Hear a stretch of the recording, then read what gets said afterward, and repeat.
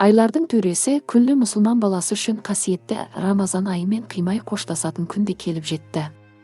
Рамазан құлшылық пен сабыр, береке мен бірлік, мейірім мен қайырымдылық айы болса, осы қасиетті айдың аяқталғанын айғақтайтын ораза айт мейрамы жер бетіндегі барша мұсылман қауымы үшін ең қасиетті саналатын екі ұлық мерекенің бірі.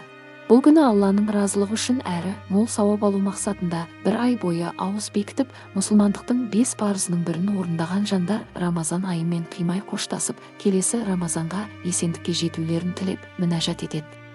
Ал Рамазан айының аяқталуымен келетін 3 күндік ораза айтының қадір қасиеті ерекше. Бұл мереке туралы Абдулла ибн Масудтан жеткен хадисте, мүмін пенделер Рамазан айының оразасын толық ұстап, айт күні намазға бет алғанда, Алла тағала періштелерге: періштелерім, адамзат бейнет атқарса, ақысын талап етеді.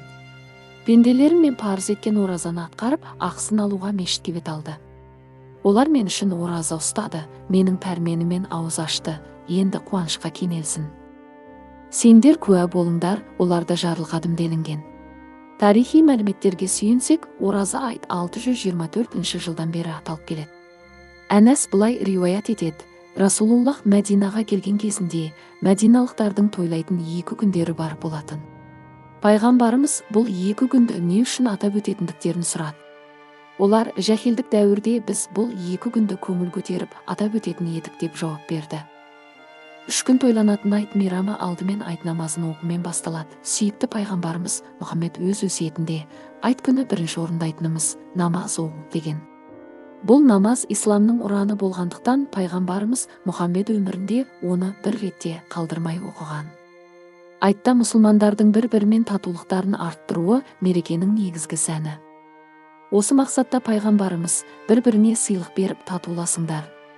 Бір-біріне берген сыйлықтарын араларындағы өшпенділікті жояды деген. Ораза айт мерекесі Шәуәл айының 1 күні басталып, 3 күнге созылады. Ол күні ертелеп тұрып, ғұсыл алып, мешітке айт намазына хош иісті болып бару пайғамбарымыздың сүйсіне жасайтын амалынан екен. Сондықтан бұл амал мұстахаб саналады, себебі бұл қасиетті жұма сияқты көпшілікпен ашық жарқын араласатын күн. Жұма күні қандай амалдар сүннет болса, айт күніне де солай. Айтқа байланысты тағы бір хадисте пайғамбарымыз айт күні мешітке барған жолмен қайтпай, басқа жолмен қайтатын еді. Шариғатқа сәйкес айттарда көңіл күйдің көтеріңкі, қуанышты болуы, жүзінен нұрлы шырай таралуы, Алланың рахметі, пайғамбардың шапағаты, жәннат және нығметтеріне үміт арту белгісі саналады. Сондықтан мереке күндері мұсылман бауырларымызға мейіріммен қарап, ауру сырқаулардың көңілін сұрау, кембағалдарға қарайласып қуандыру ең сауапты да абзалыс. Ендеше қасиетті Рамазан айынан кейін келген мүбәрак ораза айт мерекесі баршамыз үшін құтты болсын.